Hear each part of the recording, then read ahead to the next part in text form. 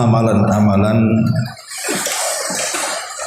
yang luar biasa keutamaannya kalau kita lakukan setelah sholat fajar sampai terbit matahari. Ma'asyiral muslimat yang dimuliakan Allah Azza wa Jalla, sholat fajar sendiri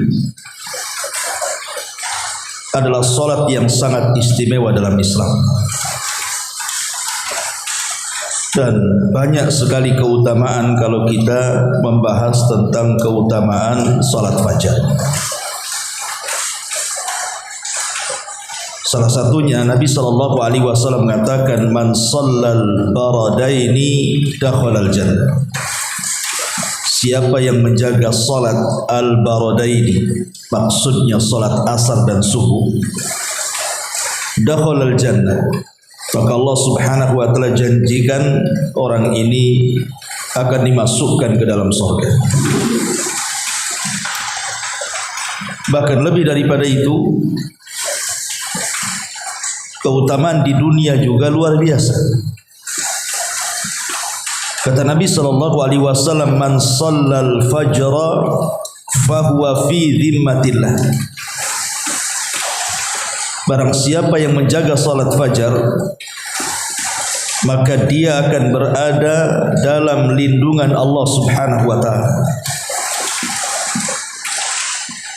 Jadi kalau kita melaksanakan salat subuh tepat waktu, tentu bagi laki-laki ke masjid, wanita cukup di rumah dan di masjid juga boleh, maka Allah Subhanahu wa ta'ala memberikan jaminan satu hari itu Allah Subhanahu wa ta'ala akan menjaga orang yang menjaga salat fajar. Artinya sepanjang hari mulai daripada subuh sampai terbenam matahari, maka tidak ada yang memadaratkan dia orang-orang yang menyakitinya. Entah orang yang hasad ketika hasad, orang yang dengki ketika dengki, orang yang hendak menyakiti ketika menyakiti, dan begitu seterusnya. Karena dia berada dalam penjagaan Allah Subhanahu wa ta'ala. Bahkan Nabi SAW mengatakan, yata'aqabuna fikumul malaika, malaikatul laili wa malaikatun nahar, wa yajtami'una fi salatil fajri wa salatil asr. Allah Subhanahu wa ta'ala mempergantikan silih berganti para malaikat-malaikatnya untuk mencatat amalan kebaikan hambanya. Ada malaikat malam yang mencatat kebaikan di malam hari, ada malaikat siang yang mencatat kebaikan di siang hari, dan dua malaikat ini berjumpa di dua salat, salat asar dan salat fajar. Tapi anehnya, keutamaan yang sangat besar sekali, banyak orang-orang yang tidak tertarik dengan keutamaan ini. Makanya Nabi SAW sampai mengatakan, afqalus salati 'alal munafiqin salatul isya'i wa salatul fajr. Salat yang paling berat dilakukan orang munafik itu adalah salat isya dan salat fajar. Walau ya'lamuna ma fihima la atauhuma walau habwan. Padahal kalau seandainya mereka orang-orang munafik tahu keutamaan salat isya dan fajar itu, tentu mereka akan mendatanginya walaupun dengan cara merangkak. Luar biasa. Bahkan Nabi SAW menjanjikan orang-orang yang menjaga salat fajar itu hatinya akan tenang, hatinya akan baik, dan akan dijauhkan dari semua permasalahan dunia. Bahkan di antara sebab dari sebab-sebab melimpahnya rizki itu solat fajar sendiri, dan banyak ya keutamaannya. Dan yang paling besar tentunya adalah dari semua keutamaan orang yang menjaga solat fajar adalah ru'yatullahi azza wa jalla, di mana orang dijanjikan oleh Allah Subhanahu wa taala akan memandang dia kelak pada hari kiamat. Itu kenikmatan yang luar biasa bagi orang yang melaksanakan solat fajar. Tapi yang ingin saya jelaskan bukan keutamaan solat fajar, kan ini kan sesuatu yang ma'ruf, sering dijelaskan. Yang ingin saya jelaskan adalah ada beberapa amalan yang kalau kita lakukan setelah solat fajar, pertama Allah akan luaskan rizki. Yang kedua, Allah Subhanahu wa taala akan berkahi kehidupannya. Bukan hanya kehidupannya, hartanya, keluarganya, usahanya, dan apapun yang dilakukan. Kemudian yang ketiga, akan mendapatkan pahala sebanyak-banyaknya. Jadi 1 jam setelah fajar ini keajaibannya luar biasa. Nanti kita akan jelaskan apa saja amalan yang harus kita lakukan setelah solat fajar. Pertama, hindari tidur. Hindari tidur setelah fajar. Karena di antara petunjuk Nabi SAW dan juga para sahabat Nabi SAW, apabila mereka selesai melaksanakan solat fajar, mereka duduk di tempat mereka solat sampai terbit matahari. Dijelaskan dalam Sahih Muslim dari hadis Sammak ibn Harb, dia mengatakan, aku berkata kepada Jabir ibn Samurah, akunta tujalisan Rasulullah sallallahu alaihi wasallam. Kata Sammak kepada Jabir ibn Samurah, apakah engkau sering duduk-duduk bersama Rasul? Maka Jabir ibn Samurah mengatakan, na'am kathiran, ya tentu kami banyak duduk-duduk bersama Nabi sallallahu alaihi wasallam. Kemudian beliau mengatakan, kana la yaqumu min musallahu alladhi yusalli fihi subh. Kata Jabir ibn Samurah, Nabi itu tidak pernah berdiri pergi dari tempat solatnya selesai solat fajar, hatta tatlu asyams, sampai matahari terbit. Fa idza tala'ati syamsu qama, apabila telah terbit matahari, barulah kemudian Nabi sallallahu alaihi wasallam berdiri. Kemudian selepas itu para sahabat Nabi SAW mereka pun saling berbincang-bincang soal masalah-masalah jahiliyah yang dulu pernah mereka lakukan. Terkadang sebagian mereka tertawa dan tersenyum. Artinya bahwa tidak tidur setelah solat fajar dan tidak beranjak dari tempat solatnya itu kebiasaan Nabi. Itu kebiasaan para sahabat Nabi SAW.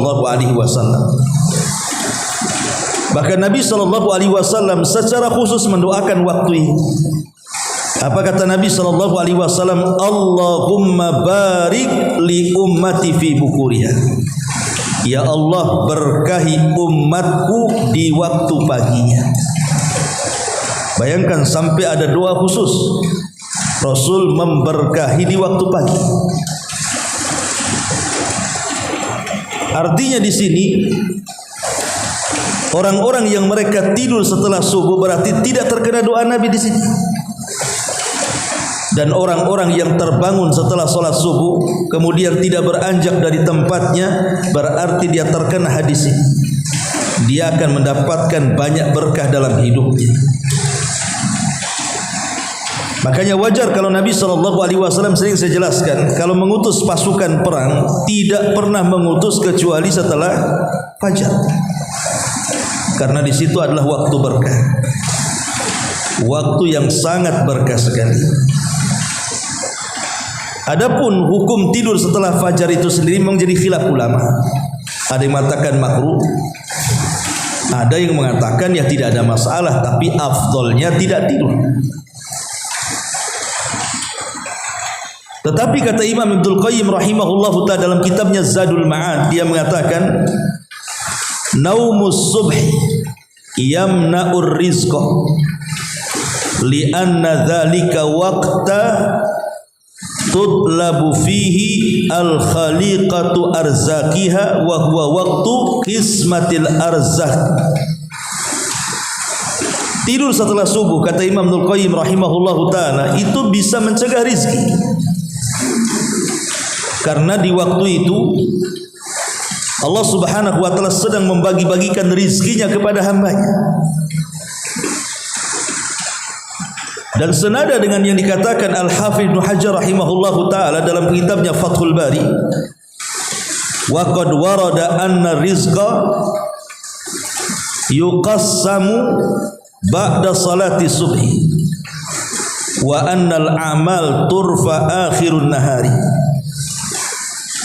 Dan telah datang riwayat bahwa rizki itu Allah bagi setelah sholat subuh, dan amal itu akan diangkat di akhir siang, waktunya di waktu asar. Maka kalau kita melihat ya, jangan cerita ajaran Islam. Saya pernah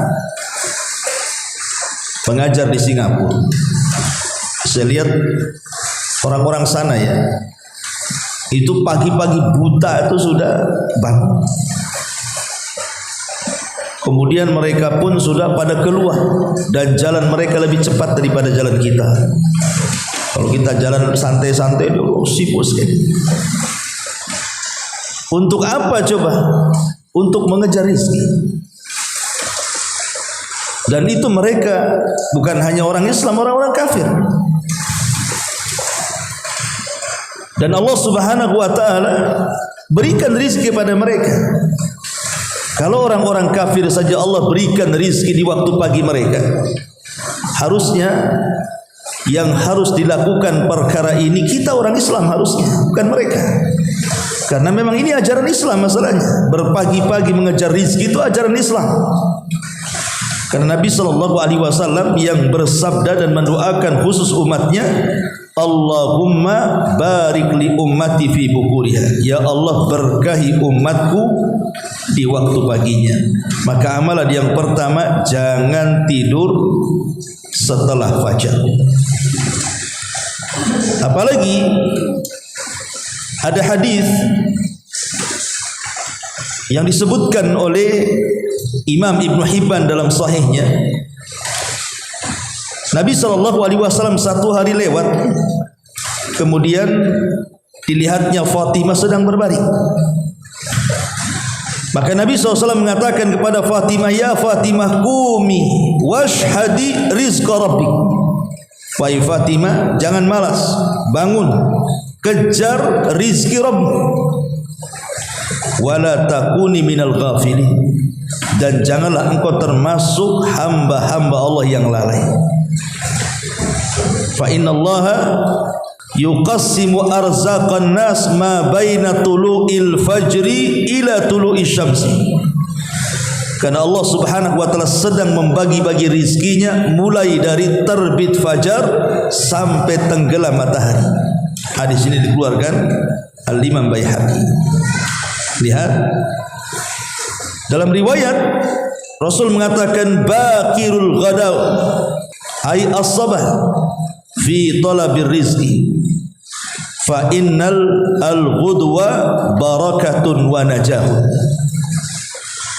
Kata Nabi SAW, berpagi-pagilah kalian mengejar rizki, karena berpagi-pagi mengejar rizki itu adalah keberkahan dan keselamatan.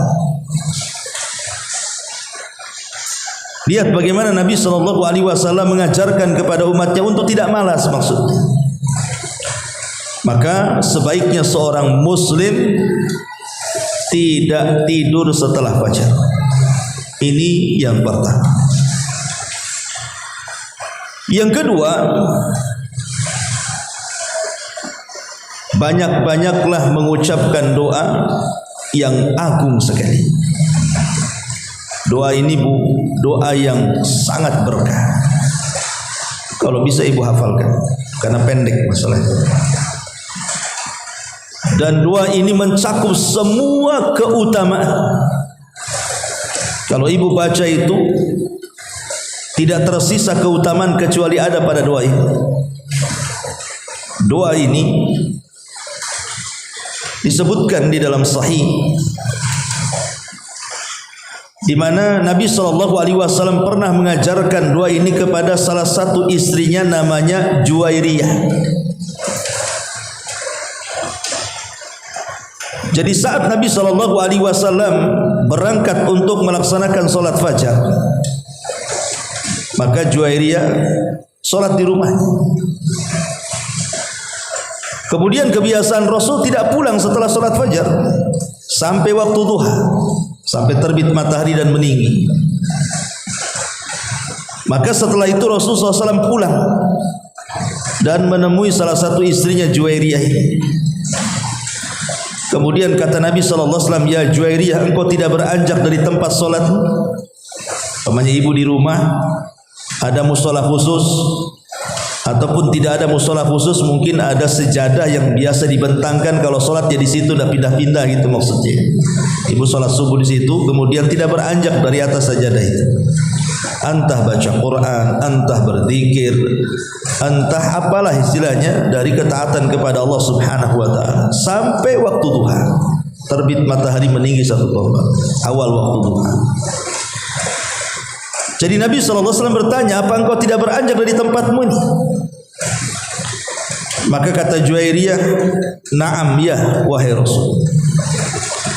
Maka Nabi SAW, ya Juwairiyah, kalau seandainya engkau membaca zikir ini diulang 3 kali, itu sebanding dengan duduknya engkau mulai dari tadi subuh sampai waktu duha, kau habiskan untuk ibadah. Jadi cukup membaca 3 doa ini, 3 zikir ini, itu sama dengan engkau duduk dari subuh tadi sampai waktu duha, kau habiskan untuk berzikir dan beribadah kepada Allah Azza wa Jalla. Kemudian kata Juwairiyah, tentu wahai Rasul, ajarkan zikir ini. Maka Nabi SAW mengatakan, lau zinta bima qulti mundul yaumi lawazanat hunna.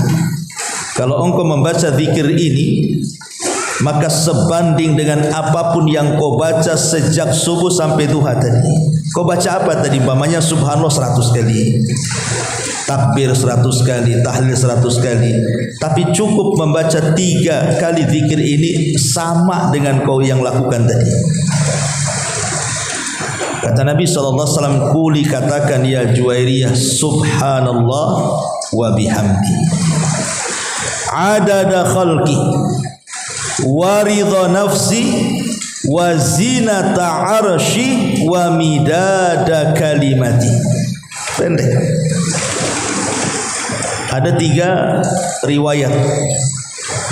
Bisa riwayatnya seperti ini, subhanallah wa bihamdihi adada khalqihi wa ridha nafsihi wa zinata arshihi wa midada kalimatihi. Atau riwayat yang kedua, subhanallah adada khalqi, subhanallah wa ridha nafsi, subhanallah wa zinata arsyi, subhanallah wa midada kalimati. Atau riwayat yang ketiga, subhanallah wa bihamdi adada khalqi, subhanallah wa bihamdi wa ridha nafsi, subhanallah wa bihamdi zinata arsyi, subhanallah wa bihamdi wa midada kalimati. Jadi bisa ibu membaca dengan 3 lafaz.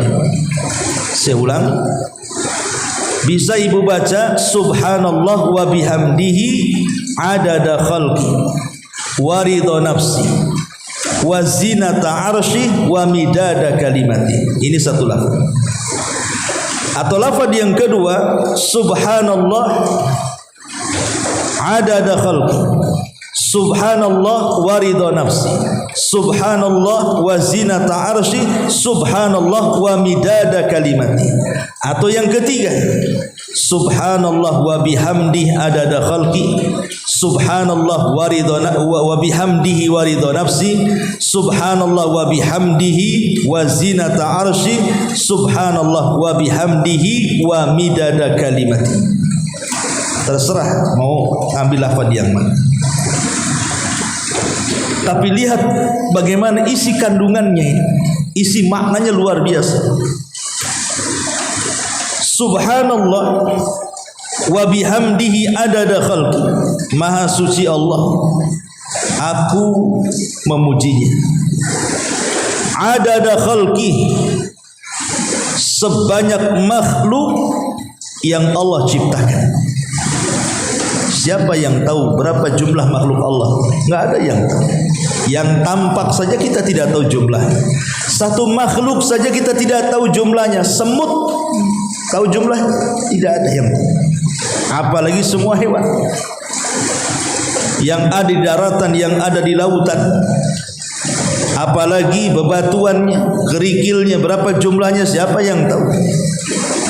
Belum lagi manusianya, belum lagi jinnya, belum lagi malaikatnya. Maha suci Allah, aku memujinya sebanyak makhluk yang diciptakan. Maha suci Allah, aku memujinya waridho nafsi, sejauh keredhoannya.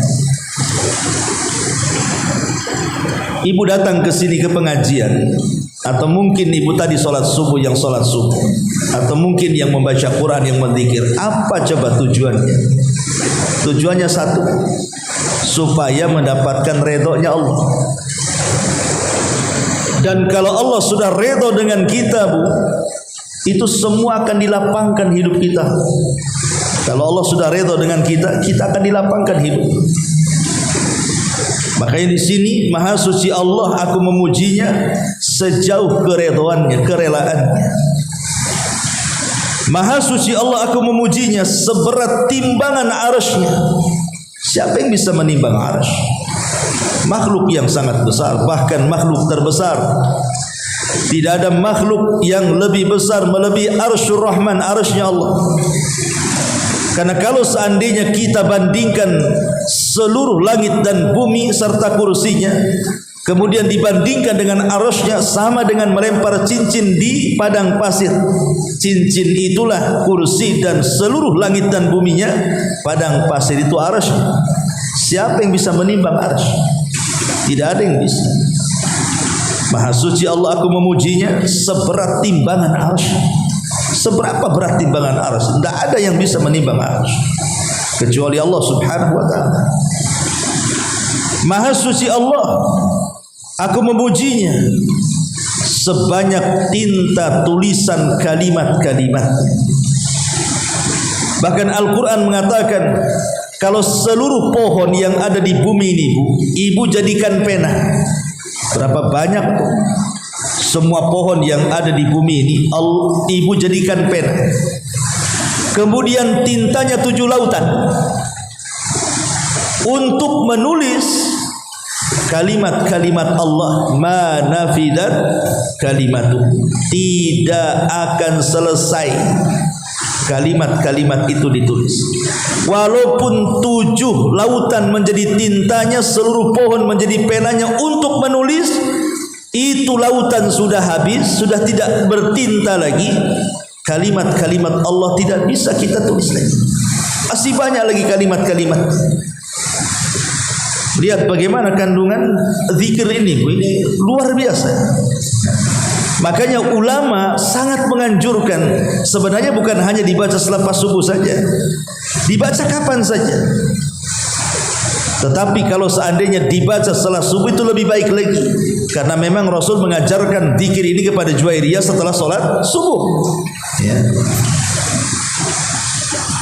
Dan ini juga kalau seandainya mungkin satu waktu ibu tidak bisa duduk dari mulai subuh sampai duha karena mungkin lelah letih, malamnya capek gitu ya, atau kemarin ibu kerja kurang istirahat, maka ibu bisa baca zikir ini kan 3 kali. Itu sudah cukup sama dengan ibu duduk dari subuh sampai terbit matahari kan. Ya, tapi tentu orang yang duduk dari subuh sampai terbit matahari dengan berbagai macam ibadah yang dilakukan plus dengan zikir ini jauh lebih baik maksudnya. Tapi kan waktu-waktu tertentu kadang-kadang kita malas. Ya, karena lelah letih akhirnya kita pengen tidur, pengen istirahat. Minimalnya baca zikir ini. Itu maksudnya. Karena ini sudah bisa mencukupkan semuanya tadi. Kalau seandainya ibu berzikir nih, baca subhanallah 100 kali, takbir 100 kali, tahlil 100 kali, semua dibuat 100 kali atau lebih daripada 100 kali, dengan membaca zikir ini sudah mewakili semuanya. Luar biasa ya. Dan zikir ini mudah dihafal. Subhanallah wa bihamdihi adada khalqi wa ridha nafsi wa zinata arsy wa midada kalimati. Kan pendek kan ya. Masa enggak hafal? Kalau uang aja hafal, zikir masa tak hafal ya. Jadi ini yang kedua, jangan tinggalkan zikir ini. Tentu ini selain zikir daripada pagi dan petang kan gitu. Karena zikir ini ibu akan meraup pahala sebanyak-banyaknya. Bayangkan, sebanyak makhluk yang diciptakan, sebanyak keridhaannya, seberat arasnya, sebanyak kalimat-kalimat yang dituliskan. Berapa tuh pahala yang akan didapat coba?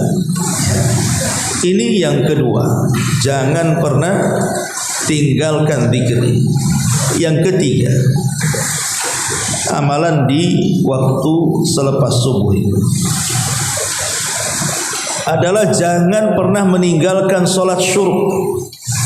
Yang sering saya jelaskan, sholat syuruk itu sholat 2 rakaat selepas matahari terbit meninggi 1 tombak. Karena kita tidak boleh sholat ketika terbit matahari, karena orang-orang para penyembah matahari sedang menyembah matahari. Kita jangan sampai dengan mereka, jangan sampai sama dengan mereka, maka biarkanlah meninggi dulu sedikit, baru kemudian kita sholat 2 rakaat. Kata Nabi SAW, barang siapa yang sholat subuh dia tidak beranjak dari tempatnya, dia habiskan dengan ibadah, zikir, baca Quran atau apalah ibadah. Kemudian setelah syuruk ibu melaksanakan 2 rakaat syuruk, apa kata Rasul? Pahalanya sama dengan haji dan umrah secara sempurna. Kalau ibu berangkat haji, berapa biayanya? Berangkat umrah mungkin agak murah, itu pun masih mahal juga. Iya kalau ada waktu, terkadang tidak ada waktu. Iya kalau sehat, terkadang tidak sehat. Iya kalau waktu cuacanya tepat, terkadang tidak pula cuaca itu mendukung. Banyak terkadang terhalang orang untuk haji dan umrah itu, entah dari biaya atau kesehatan. Tapi cukup melaksanakan sholat syuruk mulai dari subuh, kita melaksanakan subuh kemudian tidak beranjak kita gunakan untuk ibadah. Kemudian setelah matahari terbit meninggi 1 tombak kita lakukan 2 rakaat syuruk, kata Rasul pahalanya ka ajri hajjati wal umrati taman, seperti melakukan ibadah haji dan umrah secara sempurna. Rasul sebut 3 kali dalam riwayat. Ini amalan yang ketiga, lakukan selepas subuh. Kemudian amalan yang keempat, bersedekah. Karena setiap pagi dan juga Allah Subhanahu wa taala akan utus 2 malaikat setiap pagi. Allah akan utus 2 malaikat. Dan 2 malaikat ini dua-duanya berdoa. Apa doanya? Ya Allah, berikan balasan kepada orang-orang yang bersedekah dengan berlipat ganda. Kemudian malaikat yang satu, ya Allah, tahan rizkinya bagi orang yang bakhil dan tidak mau sedekah. Lihat bagaimana para malaikat setiap pagi mendoakan kepada orang-orang yang bersedekah. Maka biasakan bersedekah. Makanya sering saya nasihatkan, kalau bisa ibu itu punya celengan lah di rumah. Bisa lah pakai kaleng, pakai apa gitu kan. Di situ ditulisi infak masjid, infak anak yatim, infak du'afa wal masakin umpamanya kan. Tulis entah ada 2 atau 1 atau 3 celengan. Dan mestikan ibu kalau belanja kan adalah uang-uang receh kan itu ya. Kadang-kadang daripada uang receh itu terbuang-buang, dimainin anak-anak dan begitu seterusnya kan. Kan itu kita bisa berinfak. Infak kan tidak harus banyak. Ya, mungkin ada uang receh cuma 1000 perak atau 500 perak kan. Tapi ibu infakkan setelah sholat fajar, maka ibu kena doa malaikat. Masukkan nanti kalau sudah banyak baru kita hantarkan. Tapi kita masukkannya itu setelah sholat fajar itu. Maka malaikat ketika itu berdoa. Kalau seandainya kemudian ketika ibu masukkan tuh entah uang 1000 perak atau 2000 perak setelah sholat fajar bertepatan dengan doanya malaikat, berapa rizki yang ibu akan dapat coba? Karena lipatan orang infak itu 700 kali lipat dari yang kita infakkan. Itu kalau 1 kali infak. Kalau setiap hari infak, walaupun tidak banyak kan, pasti Allah Subhanahu wa taala akan berikan rizki dari arah yang tidak disangka-sangka. Ini amalan yang keempat. Amalan yang kelima, perbanyak istighfar. Kalau ingin diluaskan rizkinya, maka baca istighfar setelah subuh. Perbanyak baca istighfar. Astagfirullah, astagfirullah, astagfirullah. Karena istighfar sendiri di dalam Al-Quranul Karim adalah satu di antara sekian kunci pembuka rizki. Nabi Allah Subhanahu wa taala berfirman ketika mengkisahkan Nabi Nuh alaihi salatu wassalam. Apa kata Nuh kepada kaumnya? Faqultu astaghfiru rabbakum innahu kana ghafara. Yursilis samaa 'alaikum midrara wa yumdidkum bi amwalin wa banin wa yaj'al lakum jannatin wa yaj'al lakum anhar. Kata Nuh alaihi salam, aku katakan kepada kalian wahai kaumku, perbanyaklah istighfar kepada Allah. Karena Allah itu zat yang maha pengampun kepada kalian.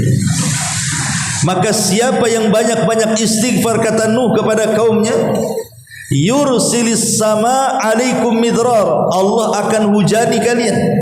Dengan hujan itu berkahlah kalian. Wa yaj'al lakum yursilis sama alaikum midrara wa yumdidkum bi amwalin wa banin. Allah akan perluas harta kalian dan Allah akan perbanyak keturunan kalian. Wa yaj'al lakum jannatin wa yaj'al lakum anhara, dan Allah akan suburkan tanaman-tanaman kalian dan Allah akan aliri sungai-sungai kalian. Lihat faedah istighfar. Bahkan dalam sebuah hadis khusus Rasul mengatakan, man lazimal istighfar ja'alallahu min kulli dhikin faraja, min kulli dhikin makhraja wa min kulli hammin faraja wa razaqahu Allahu min haitsu la yahtasib. Kata Rasul, barang siapa yang melazimkan istighfar, maka Allah akan keluarkan dari kesempitan kepada kelapangan, dari kebingungan kepada kebahagiaan, dan Allah berikan rizki dari arah yang tidak disangka-sangka. Maka kalau ingin diluaskan rizkinya, diberkahi rizkinya, perbanyak istighfar. Ini sudah amalan kelima. Ya. Amalan keenam, baca Quran. Karena baca Quran sendiri selain daripada menghilangkan setan dalam rumah, dan kalau setan keluar dari rumah, maka rumah kita akan tenang. Yang membuat rumah kita tidak tenang itu karena ada setannya di situ. Yang membuat rumah kita tidak ada berkahnya karena ada setannya di situ. Makanya sering saya nasihatkan Bu, ada 2 amalan supaya rumah kita berkah. Jangan pernah ditinggalkan. Pertama, masuk rumah baca basmalah. Yang kedua, masuk rumah jangan lupakan salam. Kata Syekh Abdul Razak Al-Badr hafizahullah ta'ala, kalau tidak meninggalkan 2 perkara ini Bu, maka ibu akan mendapatkan berkah yang banyak dalam rumah. Apa sulitnya coba? Pulang dari pengajian masuk rumah, buka pintu bismillah. Cuma ngomong bismillah gitu doang. Kemudian ketemu keluarga, assalamualaikum. Walaupun tidak ada keluarga tetap salam karena malaikat yang menjawabnya. Maka dalam hadis Nabi menganjurkan kepada Anas bin Malik kan, hai Anas, kalau engkau pulang kepada keluargamu fasallim, ucapkan salam. Yakunu barakatan alaika wa barakatan fi ahli, akan menjadi berkah untukmu dan berkah kepada keluargamu. Salam dan baca bismillah juga sama, karena kita tawasul dengan nama Allah. Bahkan Rasul mengatakan apabila seseorang masuk ke dalam rumahnya dan dia tidak membaca basmalah, maka di malam hari syaitan akan berkata kepada pasukannya, kemarilah kalian, di rumah ini ada tempat menginap untuk kalian. Dan kalau dia ketika makan tidak baca basmalah, maka syaitan akan bicara lagi, bukan hanya tempat penginapan, kalian juga akan dapat makan malam. Bayangkan kalau ibu tidak baca basmalah ketika masuk rumah, tidak baca basmalah ketika makan dan minum, berapa setan tuh isinya tuh di rumah kita. Makanya nggak akan berkah-berkah rumahnya kan. Makanya penting baca Quran, karena ada hadis yang mengatakan dari Anas bin Malik radhiyallahu an, innal baita alladhi yuqra'u fihi al-Quran yaksuru khairuhu wal baitul ladzi la yuqra'u fihi al-Qur'an yakillu khairu. Kata Nabi SAW, rumah yang dibacakan Al-Quran maka kebaikannya akan diperbanyak, dan rumah yang jarang baca Quran akan disedikitkan kebaikannya. Walaupun hadis ini diperselisihkan tentang sahih dan dhaifnya, tapi syawahidnya banyak. Artinya hadis-hadis yang menjelaskan tentang keutamaan baca Quran itu banyak sekali yang semakna dengan hadis ini. Artinya kalau ibu memperbanyak baca Quran dalam rumah, apalagi selepas sholat subuh, maka ibu sedang memasukkan banyak kebaikan ke dalam rumah. Tapi kalau kita meninggalkan Al-Quran berarti menyedikitkan kebaikan dalam rumah, artinya berkahnya dicabut. Maka ini yang keenam, ya, banyak-banyak baca Quran setelah subuh. Kemudian yang nomor 7, mengingat kematian. Ingat mati. Apa kaitan ingat mati dengan diluaskan rezeki itu? Karena kalau orang mengingat kematian, yang besar menjadi kecil, yang kecil menjadi besar. Yang besar menjadi kecil, yang kecil pula jadi besar. Itu kalau ingat mati. Apa maksudnya yang besar jadi kecil?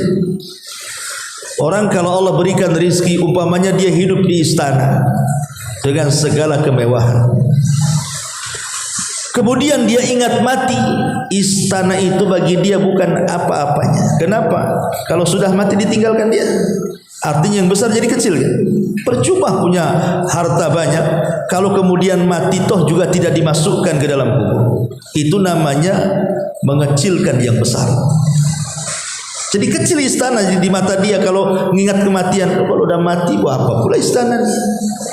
Jadi sekaya apapun orang, kalau sudah ingat mati, pasti kekayaan itu kecil di mata dia, karena dia akan mati. Tetapi mengingat kematian juga bisa membesarkan yang kecil. Mungkin dia hidup pas-pasan, tetapi dia ingat mati. Dia berpikir, kan saya tidak hidup lama, buat apa juga numpuk-numpuk harta? Toh nanti ada gantinya yang lebih besar, maksudnya sorga. Akhirnya dia tidak terpikir soal yang besar kan? Karena terpikirnya dia akan mati dan dia akan mendapatkan yang lebih besar daripada yang ada di dunia. Ujung-ujungnya akhirnya dia redha dengan pemberian Allah. Ketika redha dengan pemberian Allah, dia pun tenang hidupnya. Makanya Nabi SAW mengatakan, man asbaha aminan fi syirbihi mu'afan fi jasadihi walahu qutu yaumihi faka'annama hizat lahu dunya, kata Rasul. Barang siapa yang bangun di pagi harinya, dia merasa aman, dia dan keluarganya, tidak ada yang sakit, anak-anaknya tidak ada yang nakal, aman, tidak ada masalah, tetangga tidak ada yang ganggu, aman. Mu'afan fi jasadihi, Allah sehatkan badan dia, tidak ada penyakit. Walahu qutu yaumihi, dan adalah yang dimakan untuk hari itu. Faka'annamat hizat lahu dunya, seolah-olah dia sudah menggenggam dunia bihadzafiriha, dengan genggaman tangannya. Karena orang hidup di dunia ini kan cuma ini saja yang ibu rasakan. Kalau ibu dapat 3 perkara ini pasti tenang. Pertama, ibu aman, tidak disakiti suami, tidak disakiti anak-anak, tidak disakiti tetangga. Plong hidupnya kan, tenang hidupnya. Itu yang ibu cari kan. Kemudian yang kedua, sehat badannya. Orang kalau sakit buat apa kaya? Sakit dia. Makan pun pilih-pilih, akhirnya nikmat Allah terkurangi gara-gara sakit. Tapi kalau badan apalagi sudah faktor U ya, sudah di atas 50 60 tuh, itu kalau bangun sehat itu senang kan. Sebab kalau sudah faktor U itu bangun sudah sakit pinggang sana pinggang sini, itu dah enggak kerasan kita hidup tuh. Ingatnya kalau enggak apotek ya rumah sakit kan itu. Apalagi ini kan konsultasi dokter. Kemudian ada yang dimakan, nggak pusing dengan kira-kira besok makan apa. Ada yang dimakan, walaupun untuk hari itu saja. Ibu sudah menggenggam dunia, tuh apa yang dicari itulah. Sebab kalau salah satu dari 3 perkara ini hilang, lenyap dari diri kita, nggak tenang hidup kita tuh. Oke lah, dia cukup makan, cukup sehatnya, tapi tidak aman hidupnya, disakiti dengan pasangannya, stres hidupnya kan. Oke, pasangan bagus, anak-anak bagus, tidak ada masalah, tapi ibu stroke, apa-apa juga kan begitu. Oke lah, ibu sehat, kemudian aman semuanya, tak ada pula yang dimakan, stres juga kan begitu ya. Tapi kalau 3-tiganya ada, amanlah dunia itu maksudnya. Dan itu dengan cara apa? Zikrul maut, berawal dari mengingat kematian, berakhir dengan redha dengan pemberian. Jadi awalnya mengingat kematian, akhirnya redha dengan pemberian. Maka mengingat mati itu juga salah satunya adalah meluaskan rizki. Maksudnya rizki hati ya, karena sekaya-kayanya manusia adalah yang kaya hatinya. Kata Nabi SAW, sekaya-kaya manusia itu yang kaya hatinya, bukan yang kaya harta bendanya. Ini amalan yang ketujuh. Dan yang terakhir, amalan yang dianjurkan selepas subuh adalah berdoa, minta kepada Allah. Pamannya ibu di rumah nih habis sholat subuh tidak beranjak, nanti suami jam 7 keluar mau cari kerja, ibu berdoa kepada Allah, ya Allah, langkahkan suami saya supaya dia dapat rizki yang baik, rizki yang halal, dimudahkan langkahnya, dimudahkan rizkinya, pulang dengan selamat. Begitu Bu, karena itu rahasia rizki kita ada di situ tuh masalahnya. Doakan suami yang mau pergi kerja supaya selamat di perjalanannya, sehat badannya, balik lagi dengan selamat, menyenangkan keluarganya. Berdoa banyak-banyak.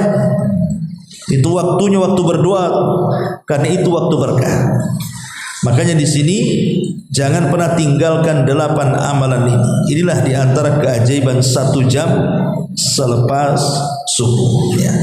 Wallahu a'lam bishawab. Ini yang bisa saya sampaikan. Dan kalau ibu mau mengamalkan 8 perkara ini, luaslah rizki kita, banyaklah berkah kita dan ibu akan mendulang pahala sebanyak-banyaknya.